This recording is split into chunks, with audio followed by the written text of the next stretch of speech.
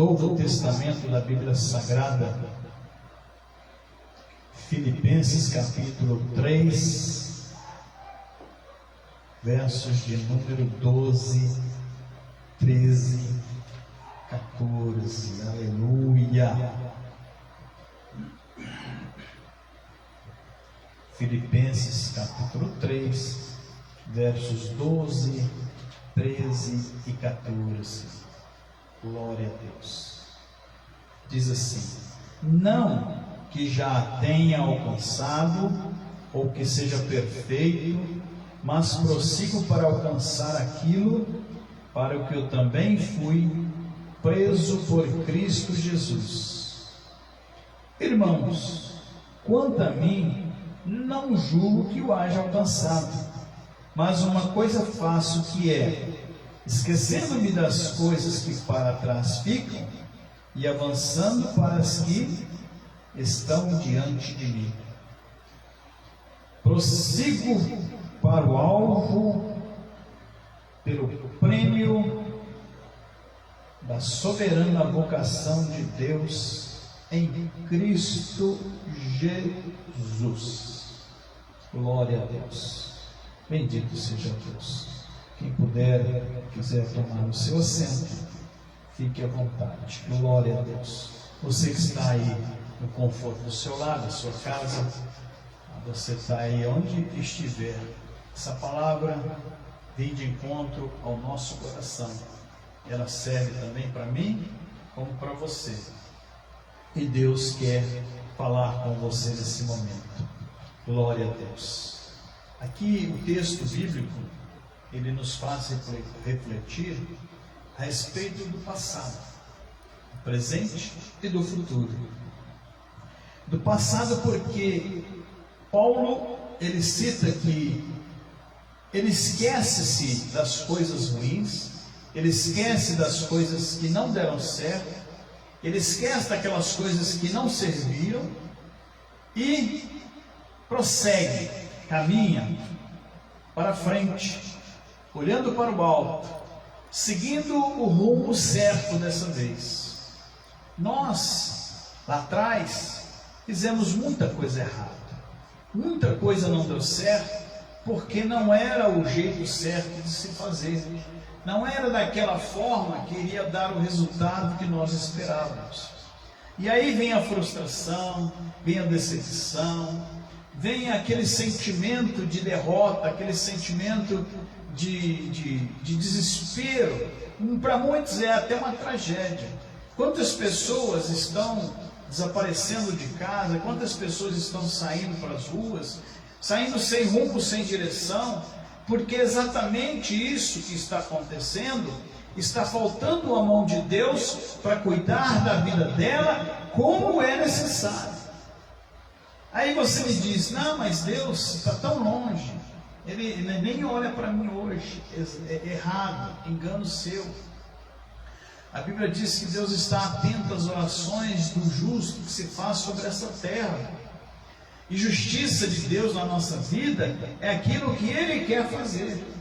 Justiça de Deus para nós é aquilo que Ele tem poder para fazer. Se você quer sair dessa situação, se você quer sair desse caminho torto, esse caminho errado, esse caminho que não tem dado certo para você, por mais que você tente, por mais que você lute, por mais que você se esforce, por mais que você se empenhe, não tem dado certo, não tem obtido o resultado que você tanto espera alcançar. Então, muitas das vezes a pessoa se entrega à bebida, a pessoa se entrega às drogas, a pessoa se entrega às coisas que não agradam a Deus, e que ela mesmo sabendo que está no caminho errado, ela não tem força, ela não tem condição de colocar aquilo da maneira certa. Então é preciso que a mão de Deus possa vir e alcançar a vida dela. A Bíblia diz, na história da raça humana, nós todos, você e eu, somos descendentes de Adão e de Eva. E sabemos que lá no paraíso onde eles habitavam, havia tudo de bom e do melhor. Eles desfrutavam de uma vida muito, muito abençoada. Não tinha para eles desprazer, não tinha para eles tristeza, não tinha para eles desânimo, não havia para eles fracasso, não havia para eles nada que oprime e que atinge o ser humano hoje. Eles tinham uma vida com Deus. Na viração do dia, Deus sempre descia do céu para falar com Adão. Você sabe que foi Adão quem escolheu o nome de todos os animais da terra? Olha a capacidade desse homem de olhar para um animal selvagem ou doméstico, como nós conhecemos hoje, e nomear aquele animal e o nome continuar até hoje. A natureza que eles tinham, os animais, era de conviver com Adão e conviver com Eva. Então aquele era o paraíso perfeito. E sabemos que durante um bom tempo eles desfrutaram dessa graça maravilhosa. Eles viveram aquele momento ímpar na vida do ser humano. E eles foram grandemente abençoados. Porém, algo aconteceu que impediu com que eles continuassem naquela situação. Veio o inimigo, veio o inimigo das nossas almas, e todos conhecem a história. Insistiu com Eva para que ela comesse do fruto proibido, e ela foi e comeu. Quando ela comeu, os seus olhos se abriram de uma forma para que a semente do pecado atingisse a alma dela, atingisse o coração dela, o espírito dela, atingisse o corpo dela.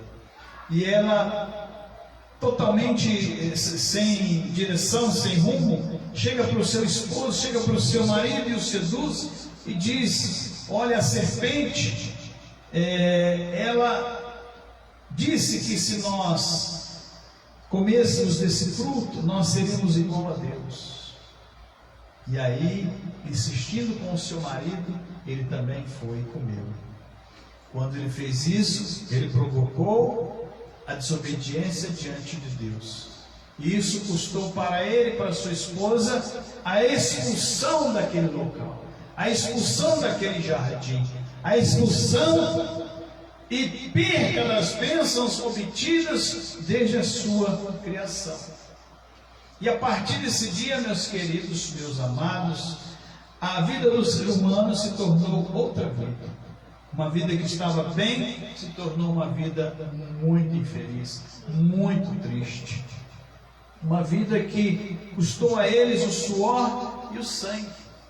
E eles tinham que lavrar a terra e tirar entre as flores, entre os alimentos, passar pelos espinhos. E a humanidade está vivendo isso até o dia de hoje. Porém, Deus colocou uma vírgula na história. Ele prometeu que um dia mudaria tudo isso de novo, faria transformar a vida do ser humano totalmente de novo. E depois de milhares de anos na história, Deus envia a Jesus Cristo, autor e consumador da nossa fé. Mas eu quero pontuar aqui na história, até chegar a Jesus Cristo, algumas pessoas que foram usadas, algumas pessoas que Deus chamou elas para o ministério, chamou elas para servir a Ele, chamou elas para poder fazer se cumprir na história a evolução humana até chegar ao nosso Salvador. O primeiro homem que a Bíblia cita, relata que foi chamado, que foi separado, foi Abrão. Um homem que tinha posses, um homem que tinha dinheiro, um homem que tinha tudo na vida, mas vivia no meio de um povo totalmente equivocado, em meio a uma sociedade totalmente desestruturada. Como nós só vemos hoje, do nosso lado, ao nosso derredor, seja no trabalho que nós estamos, seja aonde a gente mora, aonde a gente vai, a gente vê pessoas desestabilizadas, desestruturadas, muita violência, muito desentendimento, muita desonestidade, muita gente fazendo a maldade por fazer. Mas Jesus olha para elas com tanto carinho, que Ele manda nós anunciar o Evangelho para elas, para que elas tenham um encontro com Ele através da sua palavra. Louvado seja o nome de nosso Senhor Jesus Cristo. Abraão estava numa terra onde imperava a maldade. Deus chega para ele, se revela para ele e fala assim: eu quero que você saia dessa terra, saia do meio dos seus parentes e vá para um lugar aonde eu te enviar. Não discuta, não pergunte, não diga nada, então somente vai, pega a sua família e vai.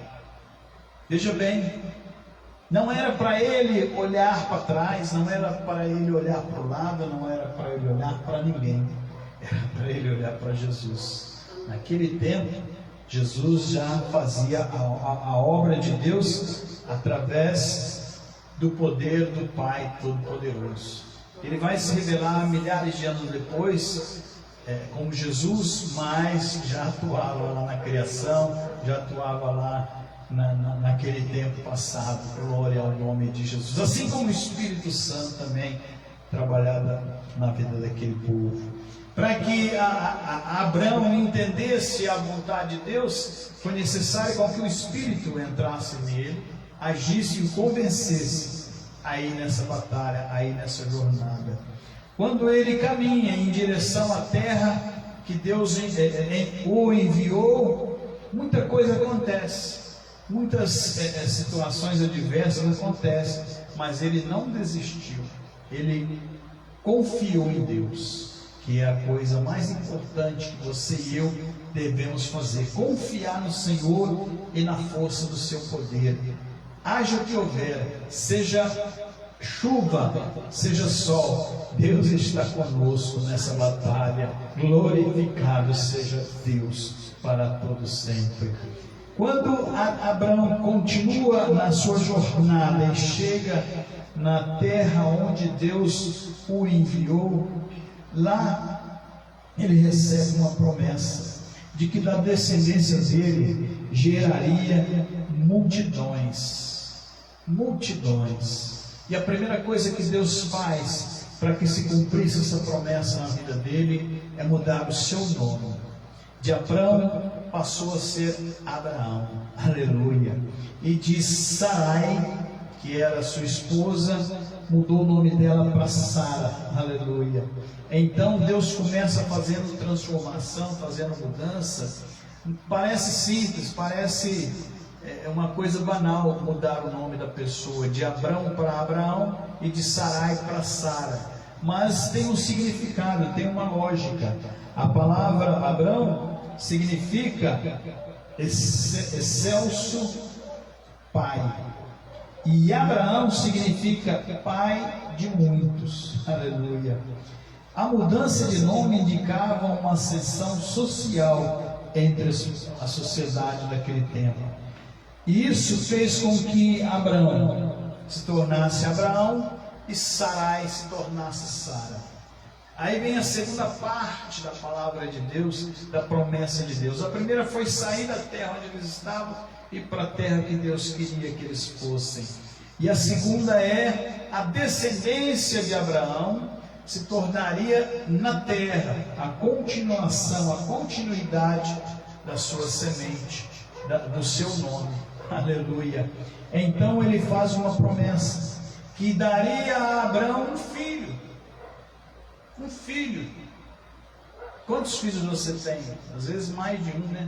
No nosso tempo, minha mãe foi mãe de 8 e nós somos em 5. Mas naquele tempo, ter um filho para quem não podia, esse era o detalhe. A sua esposa não gerava, ela era estéril de tudo. Não adiantava fazer tratamento, não adiantava ir no médico mais caro da época. Se fosse hoje, você ir no HC de Ribeirão, ir no hospital das clínicas em São Paulo, ir para Nova York, não havia como a medicina mais avançada naquele tempo fizesse com que ela gerasse uma criança. Mas Deus chega e diz: você vai ter um filho. E ele fica assim, super alegre, super feliz. Ele fica motivado para continuar a jornada, confiando em Deus. O que Deus faz possível é exatamente o que para nós é impossível. Então Deus trabalhou na vida daquele casal, e durante um bom tempo eles aguardaram a promessa, mesmo vencendo a idade, mesmo vencendo o tempo. Abraão chega a ser pai perto dos 100 anos, para você ter uma ideia, e ele havia recebido a promessa com 70 e poucos anos. Então ele teve que esperar mais de 20 anos para que aquilo se concluísse, se acontecesse na vida dele. A sua esposa já havia cessado o costume, como a Bíblia diz, quando as mulheres atingem o período que não são mais férteis, né? Elas deixam de gerar filhos, e ela já havia vencido esse tempo, e Deus foi lá e abriu a madre dela, aleluia, foi lá e deu um filho a eles, e esse filho foi a coisa mais maravilhosa que eles esperaram tanto, e ali tiveram como desfrutar daquela bênção. Por quê? Porque isso geraria mais adiante os netos, os bisnetos, uma geração após a outra viria sobre a terra, até chegar a Jesus Cristo, autor e consumador da nossa fé. Eu quero que você entenda aquilo que Deus está falando nessa noite, porque Ele quer fazer na sua vida exatamente o mesmo. Ele quer tirar você desse calabouço, Ele quer tirar você dessa situação adversa, Ele quer colocar você na posição que Ele preparou para a sua vida. Você não está nessa terra apenas por existir, não. Deus tem um propósito muito grande, e eu tenho certeza que se você acreditar, se você crer, e se você entregar a sua vida nas mãos dEle, Ele vai fazer aquilo que você necessita, aquilo que você precisa. Honras e glórias seja dada ao nosso Deus. Bendito seja para todos sempre. Como toda bênção, antes dela acontecer, existe uma prova, existe uma situação de momento adversa. Deus chega para Abraão e diz assim: olha, eu quero testar a sua fidelidade, mas você não está sabendo o que eu tenho planejado para o futuro seu, mas eu quero seu filho, quero a vida dele. E se você ama a mim, você me conheceu, você teve experiência comigo, e eu te prometi, cumpri, te dei um filho. Se você ama a mim mais do que tudo nessa vida, você vai lá e vai sacrificar o teu filho para mim. Pensa num êxtase, pensa num susto, pensa numa situação que dá para ter medo. Verdade. Poxa vida, depois de tanta obstáculo vencido, agora Deus quer a vida do meu filho. Ele vai e diz à sua esposa, e ela, imagina o coração dela, esperou com tanto vontade, desejo de ser mãe, e de repente o filho vai ser morto. Como pode ser isso? Mas eles fazem uma coisa que nós muitas das vezes não fazemos. Eles não questionam, eles não brigam, eles não arrumam confusão entre eles e nem com Deus. Simplesmente eles acreditam que Deus era mais do que capaz de ressuscitar aquela criança, aquele menino chamado Isaac. Então ele pega o menino e vai para o monte para tirar a vida dele. Pense você, se Deus pedir aquilo que você tem, que você mais ama, será que você faria isso por ele? Ele pega um menino, pega o punhal e vai até o monte. Chegando no monte, em cima de uma pedra, ele coloca lenha. E aquela lenha seria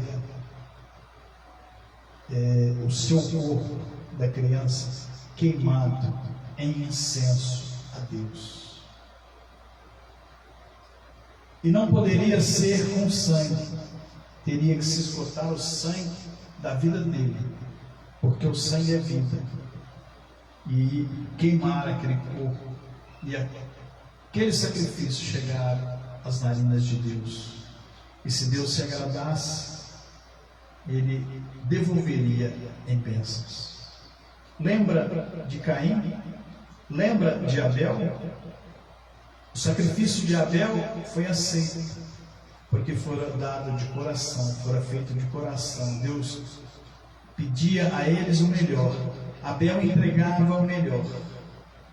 Pelo contrário, e era abençoado. Pelo contrário, seu irmão não entregava de coração.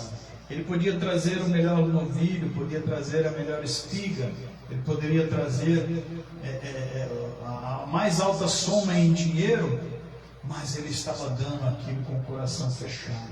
Ele estava entregando para Deus o sacrifício que não era agradável. Por isso Deus não aceitou o sacrifício dele. E isso causou-lhe inveja, causou-lhe contrariedade. Muitas das vezes as pessoas nos invejam pelo nosso sorriso, nos invejam pela nossa simpatia. E isso para elas é a morte. Por quê? Porque dentro delas habita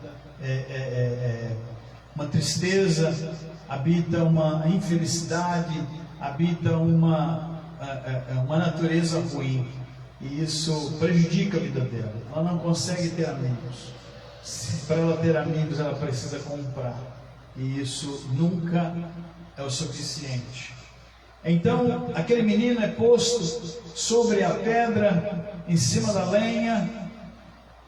E antes de que acontecesse isso, o menino pergunta: cadê o cordeiro? Cadê o animal que vai ser sacrificado? Abraão, em lágrimas, diz para ele: é você, meu filho. Eu só tenho você, mas foi Deus quem pediu. Mas eu tenho certeza que Ele vai te ressuscitar e vai te trazer de volta para conviver conosco, porque foi fruto de muita lágrima, de muita oração, foi fruto de muita obediência a Deus. No momento que ele levanta o punhal para matar a criança, Deus brada lá do alto: não faças mal a essa criança, não faças mal ao teu filho. E aí você imagina a alegria, a felicidade que se abateu sobre aquele homem. Ele abraçou aquela criança com tanto amor, com tanto carinho, como nunca na sua vida. Ele agarrou-a e a prendeu em seus braços, e as lágrimas dos dois desceram de alegria. Aleluia! Santíssimo, soberano seja o nome do Senhor para todos sempre. Deus, Ele transforma vidas, Ele faz coisas inimagináveis para nós, para nos abençoar, porque Ele olha lá na frente, aonde você vai chegar, na sua vitória, chegar no seu milagre, chegar aonde Deus preparou para que você se posicione e desfrute das bênçãos dele. Louvado seja o santo nome do Senhor. Abraão volta para sua casa e mostra a ele, a criança, a sua esposa. E a alegria deles foi motivo de festa, né? Foi motivo de alegria, foi motivo de comemoração. E de Isaac gera Jacó e gera Esaú. Uma história muito fantástica, eu considero uma história fantástica a vida desses dois. Isaac gera esses dois, e esses dois, na sua caminhada, na sua trajetória, o pai fica velho, o pai fica cego, e Esaú, o mais velho, eu ainda não peguei esse tempo de você pedir a bênção para o seu pai, a bênção para sua mãe, todas as vezes que você os encontrasse, de manhã, quando chega e depois quando despede. O que acontece? Chega um tempo em que Isaac sente que já está próximo de partir, Então ele chama os seus 2 filhos para abençoá-lo.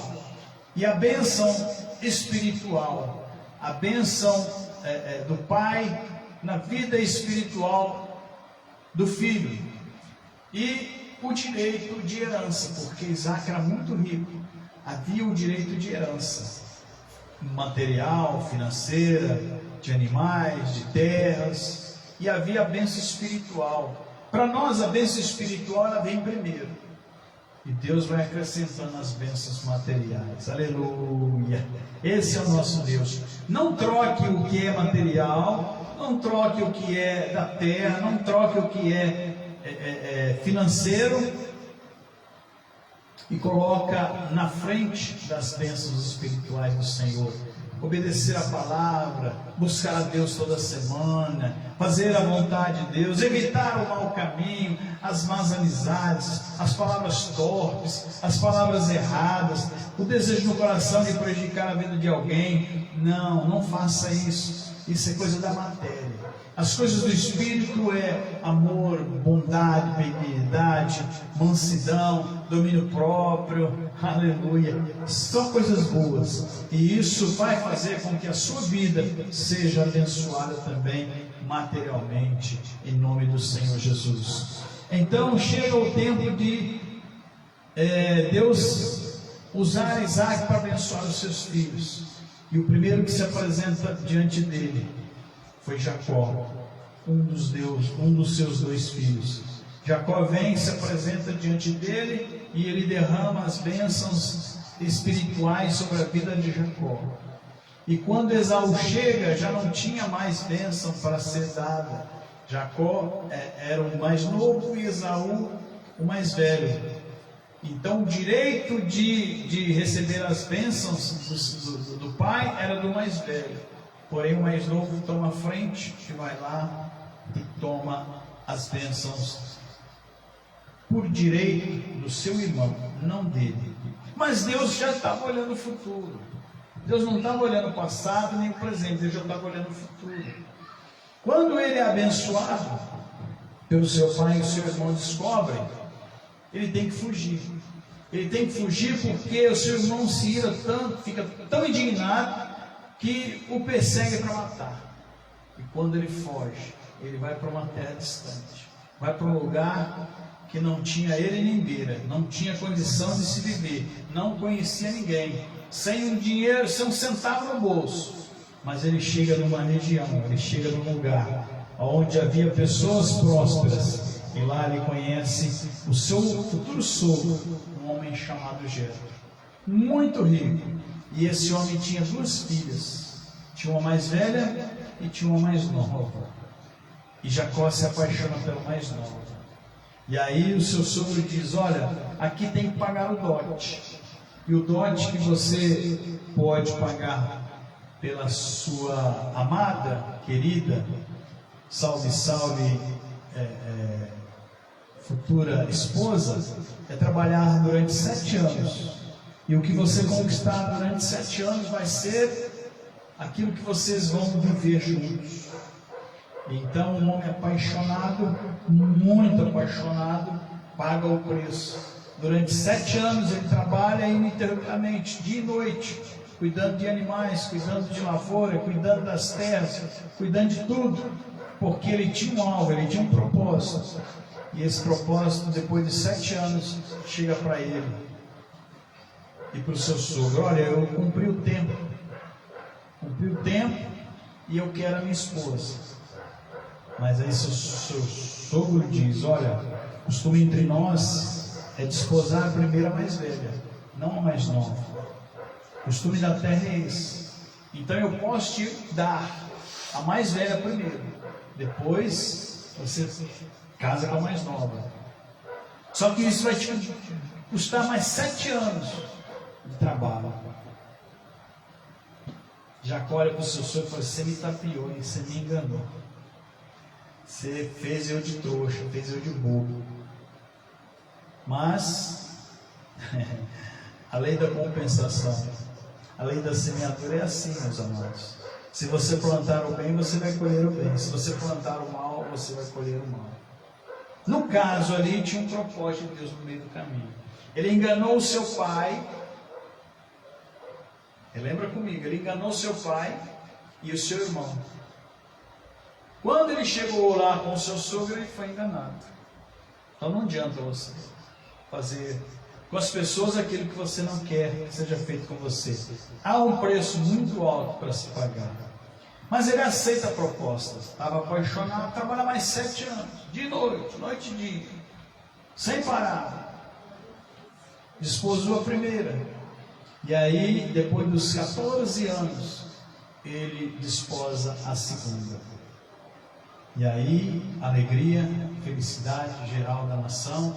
Vamos matar uns 10 boi, chamar a cidade inteira, vamos comemorar essa alegria. Nesses 14 anos, voltando lá no início, quando ele não tinha nada, ele já estava rico. Voltando lá no tempo que ele saiu da casa do pai dele, corrido, para não ser morto. Ele não tinha lugar para dormir, não tinha lugar para ficar, não tinha casa, não tinha teto, não tinha nada. Então ele se deita numa pedra, em pleno deserto. Ele deita numa pedra e recosta a sua cabeça. E ali ele começa a sonhar. Quando ele sonha, ele vê anjos subindo e descendo numa escada. Aquele local, onde ele estava sonhando, ele via anjos subindo e descendo. Então ele se assombra, ele se assusta, ele sente que algo extraordinário estava acontecendo ali. Não é comum você sonhar com anjos subindo e descendo numa escada, mas ele sonhou. E ele quis o entendimento daquele sonho. Então ele clama a Deus e Deus envia o anjo. A Bíblia diz que Deus, enviando o anjo, eles têm um diálogo, eles têm uma treta, né? Não sei se é bem essa palavra, mas eles têm ali uma dificuldade de se entender. Porque Jacó queria tanto sair daquela vida, queria sair tanto daquela situação miserável que ele estava vivendo, que ele se apegou ao anjo. E o anjo falou assim: bom, agora eu tenho que subir, né? Já te dei a resposta, eu tenho que subir. Não, você não vai subir sem me dar a minha bênção. A Bíblia diz que ele segurou o anjo, um ser imaterial que estava materializado ali. Ele vai e segura o anjo, e ele retendo o anjo fere ele. E aí ele fica mantola, né? Ele fica semi-aleijado durante o restante da sua vida. Por quê? Porque foi uma marca que Deus deixou nele, porque ele segurou o anjo. Ele disse: enquanto você não me abençoar, eu não te deixo ir. O anjo fere ele e consegue subir. Nesse caminho, nesse propósito, ele fala assim: bom, o negócio é o seguinte, eu estou aqui extremamente miserável, estou passando fome, e eu quero fazer um voto de que tudo que Deus me der daqui para frente, eu vou dar o dízimo, eu vou devolver o dízimo a Deus. É Deus quem dá tudo, é Ele quem supre tudo, mas a 10ª parte eu vou devolver a Deus, como sacrifício, como agradecimento, como louvor, como algo que faz com que eu reconheça a autoridade e a supremacia de Deus na minha vida. Então, a partir daquele dia, Jacó se tornou um dizimista na presença de Deus. E isso vem até os nossos dias, é alcançado até os nossos dias. De tudo que Deus nos dá, nós separamos a 10ª parte e devolvemos na obra do Senhor, para que ela prossiga, para que ela caminhe, para que ela seja sustentada. Então não é absurdo nenhum quando se fala em dízimo dentro da igreja ou fora dela. Muitas pessoas não entendem que é Deus que dá, e não eles, porque se Deus não der saúde, Deus não abrir portas do emprego, Deus não fizer nada por nós, nós vamos ficar como Jacó estava naquele dia. passando fome, sem ter para onde ir, dormindo numa pedra. Ele enganou o seu irmão, e quando chegou ali no limite, chegou no fundo do poço, para baixo do fundo do poço, ele reagiu porque Deus tinha um propósito na vida dele. Passam-se os anos, ele tem 12 filhos, e ele casa com 3 mulheres, e tem filho com 3 mulheres, 12 filhos no total. E um deles chamava-se José, o mais novo, mais queridinho, aquela pupila do papai, aquele que era a rapinha do tacho, como se dizia antigamente. E esse menino começa a ter sonhos, menino ainda começa a ter sonhos, e ele dizia assim para o seu pai e para os seus irmãos: olha, eu vejo o sol e as estrelas. As estrelas se dobram diante do sol, se ajoelham diante do sol. E todo mundo pergunta: mas o que é isso? O que você está querendo dizer? Não sei. Eu sei que Deus me deu essa visão, Deus me deu esse sonho.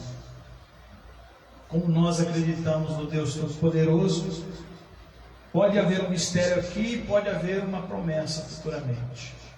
Para que se chegasse até Jesus, precisou se passar por diversas situações. Então, a Bíblia diz que houve uma fome na terra muito grande. Nós vivemos aqui 5 meses de seca. Deu um desespero no povo aí que estava difícil. Alergia, contaminação, doença, tudo quanto é coisa ruim foi nessa seca. Nós nos desesperamos.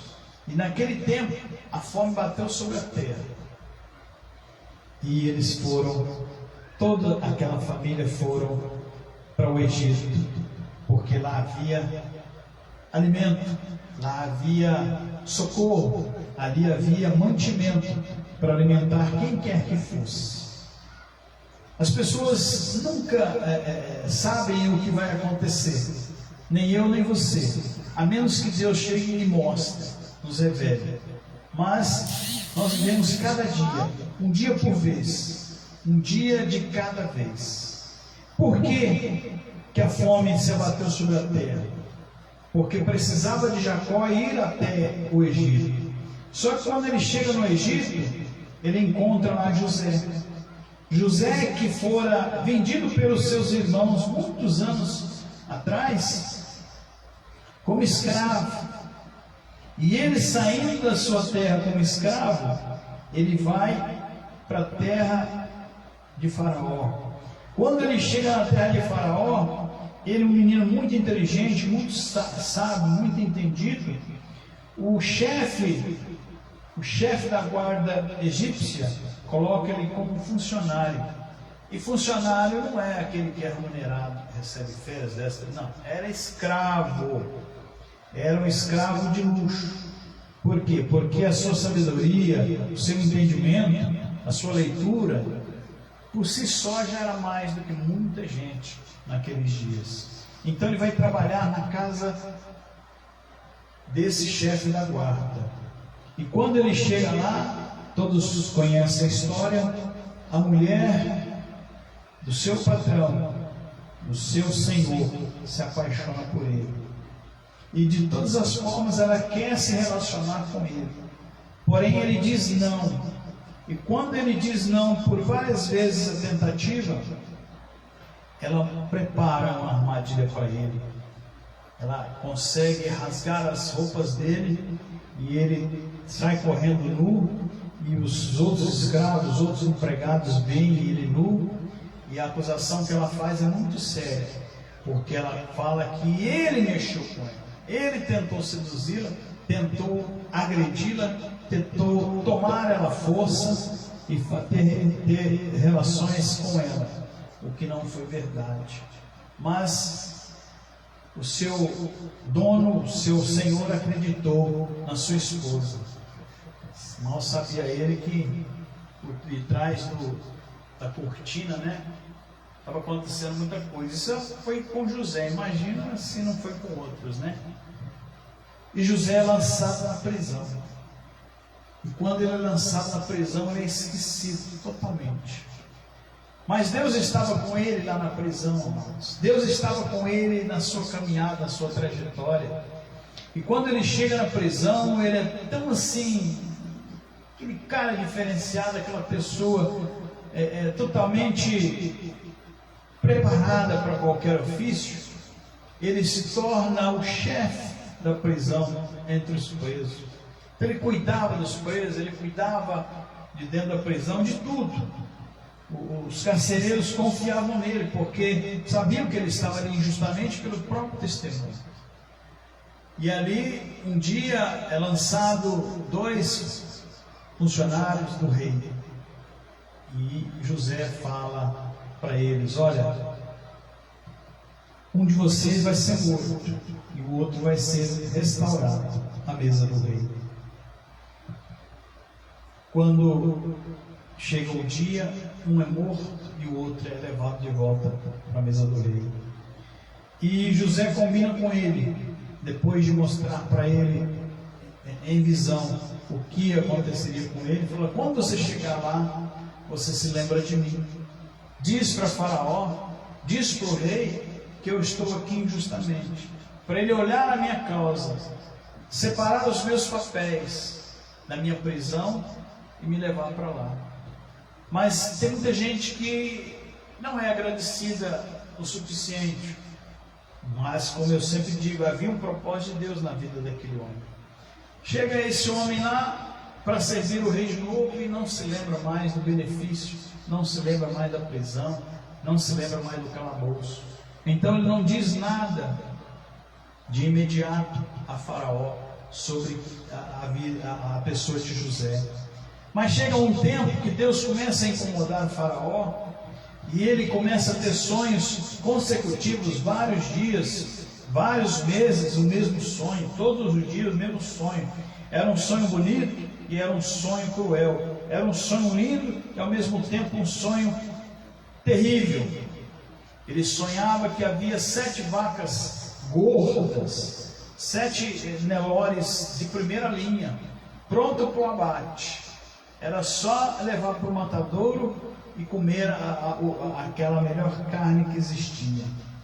Mas ao mesmo tempo que ele via essas 7 vacas gordas, com o passar do tempo, apareceram 7 vacas magras, terríveis, esquálidas, sem carne nenhuma, só osso.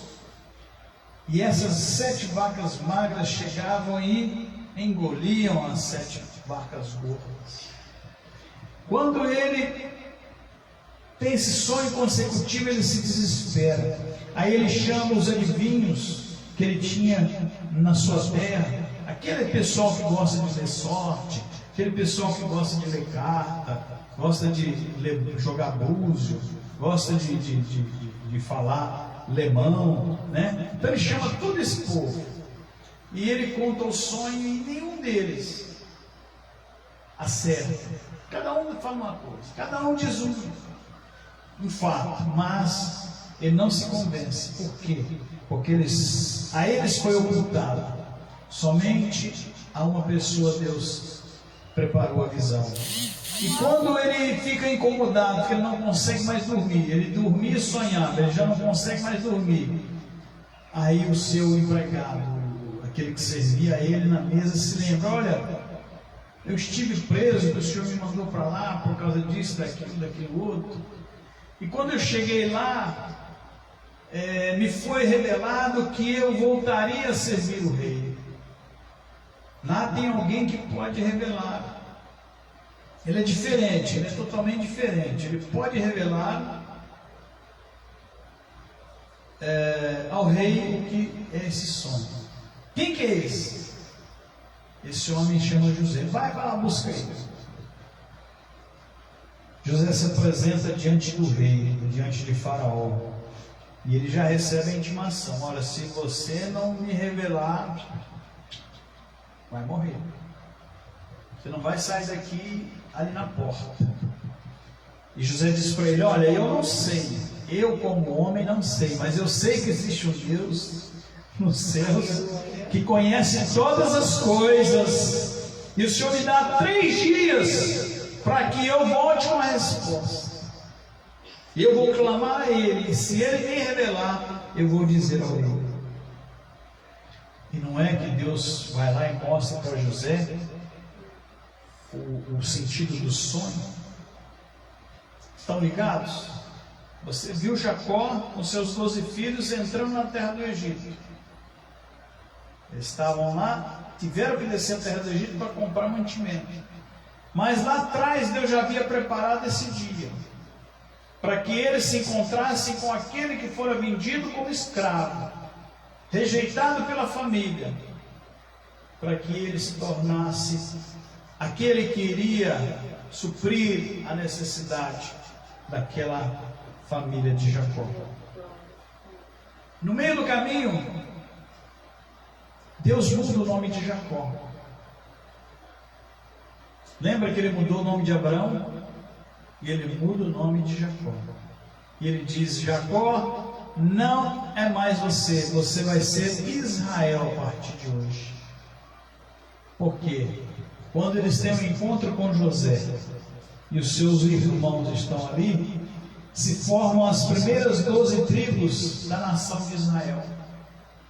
Os filhos de Jacó, que se tornou Israel. Houve uma mudança na vida deles, para que se tornasse uma nação. Lá em Abraão, promessa lá em Abraão, milhares de anos antes, até chegar aquele dia. Quando chega aquele dia, eles são supridos na sua necessidade, são supridos na sua condição que eles precisavam. E o tempo passa. Aqueles 12 filhos de Jacó, trazendo tudo que eles tinham, animais, trazendo tudo que eles tinham, mais familiares, passa a viver entre os egípcios.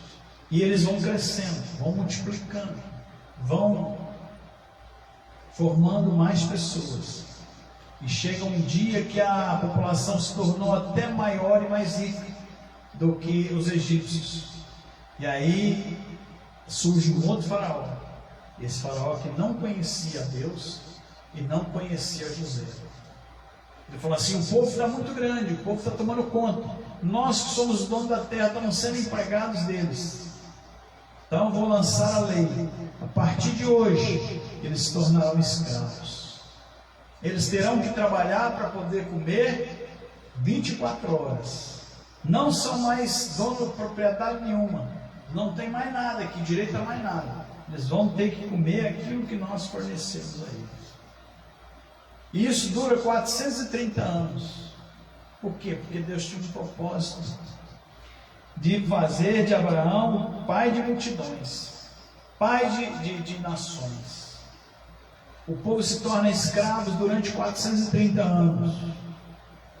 De repente surge alguém na história, uma mulher passa a ter seus filhos, e já havia uma lei que todo homem, todo macho recém-nascido era para matar, não era para deixar viver, só as mulheres, os homens não.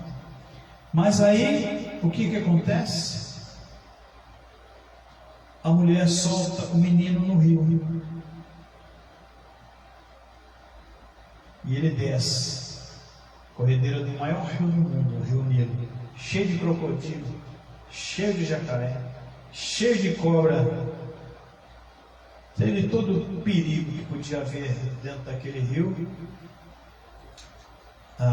O menino desce dentro de um cesto, betumado por fora, e não afundou, mas era Deus sustentando, era Deus pondo a mão por baixo. Assim como fez com Noé, Deus conduziu a arca e conduziu aquele cesto até chegar à beira, à margem do rio, e ali a filha de Faraó pega aquela criança. Não podia, mas ela pega e leva para o palácio. Por quê? Porque Moisés já estava sendo separado, sendo escolhido desde o dia do seu nascimento, A palavra Moisés significa tirado das águas. Desde esse dia, Deus havia preparado Moisés, que quando chegasse os 40 anos da sua vida, ele tiraria o povo da escravidão. Liberdade, irmãos, é isso. Libertação é isso. É Deus trabalhando na vida do seu povo, é Deus trabalhando na vida das pessoas, sejam as piores situações, as piores pessoas, Deus vai lá e muda o quadro, a história, muda o nome, muda tudo na vida daquela pessoa e faz dela um vaso novo. Aleluia. Então, Moisés conduz o povo à terra que mana leite e mel, a terra prometida. Quando ele chega na divisa do mar, sem antes ter passado pelas 10 pragas, quando ele chega na divisa do mar, ele olha de um lado o mar, não podia deixar atravessar, a terra estava do outro lado do mar, mas eles não podiam atravessar, que não tinha navio, não tinha barco, não tinha nada. O que eles tinham era a vontade de sair daquela vida sofrida que eles estavam lá no Egito. E quando eles olham para trás, Faraó veio babando, veio louco para poder não permitir com que eles fossem libertos. Aí Deus abre o mar, faz o maior sinal daquele tempo. Ele abre o mar e o povo atravessa em terra seca.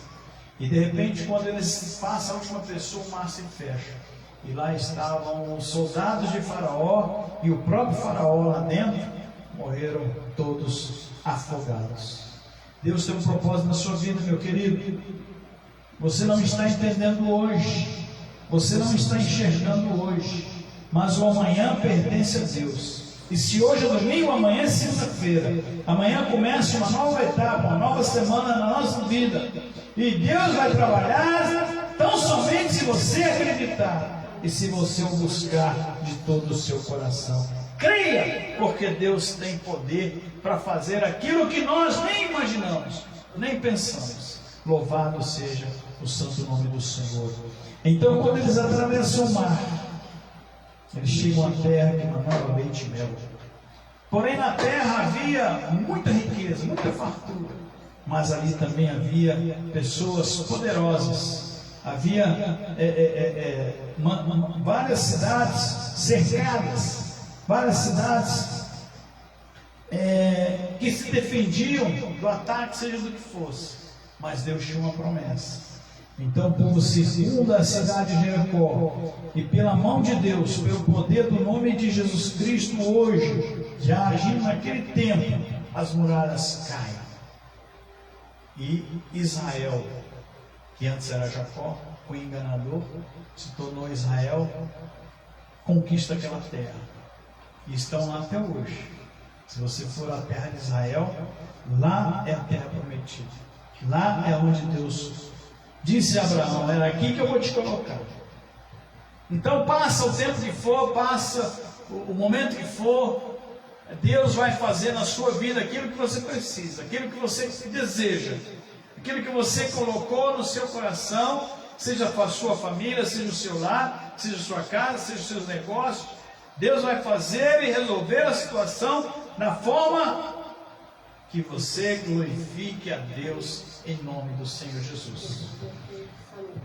Essas mudanças de nome aconteceu com Abraão, aconteceu com Jacó, e na história aconteceu com Paulo.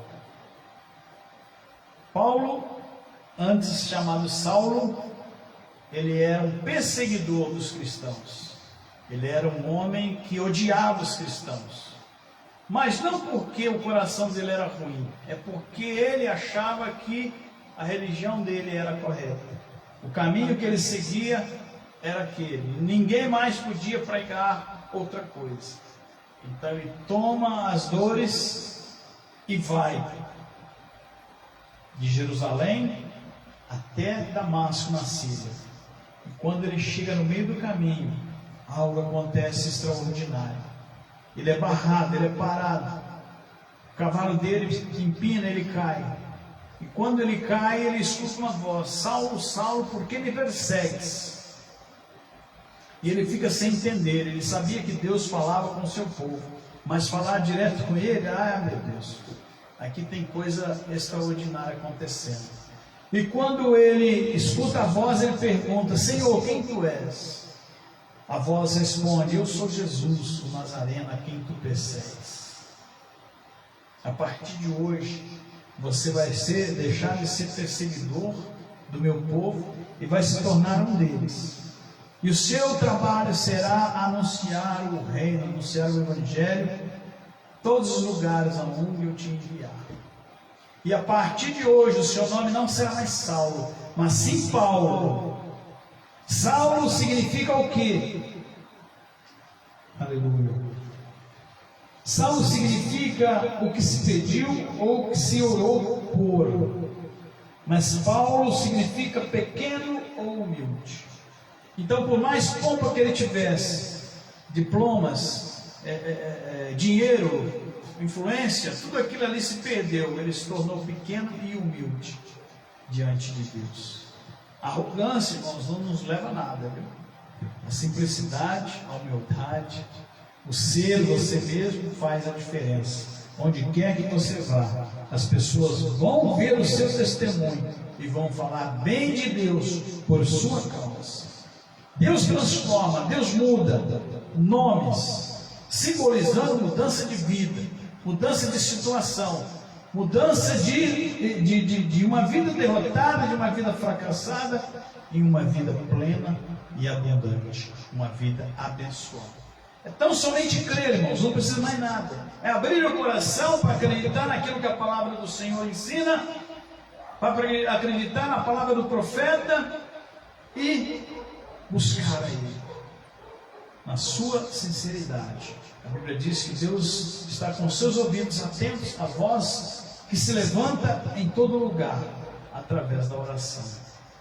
Deus é o Deus do impossível. Então, para que você entenda, mudança de nome simboliza mudança de vida. Deus, para atuar na sua vida, na sua casa, na sua família, nos seus negócios, Ele vai tocar em você primeiro. E vai fazer das suas linhas tortas, endireitá-las, para que Ele possa usar e abençoar cada um de nós. Em nome do Senhor Jesus. Espero que você tenha entendido que o propósito de Deus na sua vida é esse. Mudança, transformação. A Bíblia diz que tudo é possível ao que crê. Amém? Amém? Amém. Glórias ao nome de Jesus. Estamos satisfeitos, estamos felizes, porque a mão de Deus está sobre nós, está sobre a nossa casa, a nossa família, está sobre esta cidade, está sobre este estado, e esse país e esse planeta Terra. 8 milhões de pessoas, 8 bilhões de pessoas, Deus conhece cada um pelo seu nome. Glória ao nome de Jesus. Então Ele tem um propósito na minha, na sua, na nossa vida. Louvado seja Deus. Glória ao nome de Jesus. Nós estaremos aqui hoje e, se possível, na quarta-feira. Vamos ver, quarta ou quinta-feira, se a gente se reúne aqui para adorar e bendizer o nome do Senhor. Pelo menos 2 vezes por semana nós queremos exaltar e glorificar o nome de Jesus. Meu nome é Presbítero Vicente Silva, a nossa missionária Sônia Manhane. Nós estamos nas redes sociais e sempre anunciando a palavra de Deus, que é o nosso chamado. Deus prometeu e Ele está cumprindo. Louvado seja Deus.